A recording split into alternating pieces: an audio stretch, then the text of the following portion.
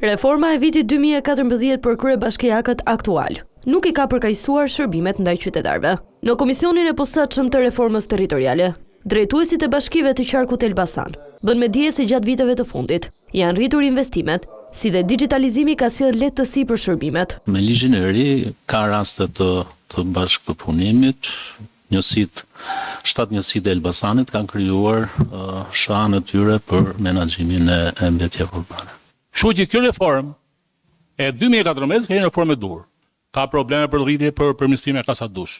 Por gjithçka ka funksionuar shumë mirë. Në Bashkinë e Peqinit është rrit ndjeshëm shërbimi, por janë të asaj zona që një problem, një defekt që kanë, janë direkt banorët e zonës që shkojnë dhe kryejnë shërbimin e dur.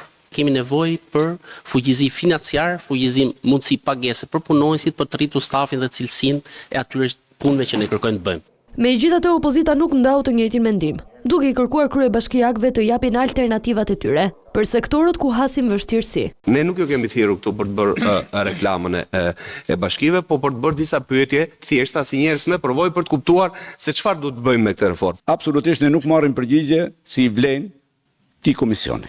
Ti një të binum për këtë punë. Më herët antarët e komisionit të posaçëm të reformës territoriale zhvilluan takime në terren me qytetarët, të cilët kërkuan rritje të shërbimeve.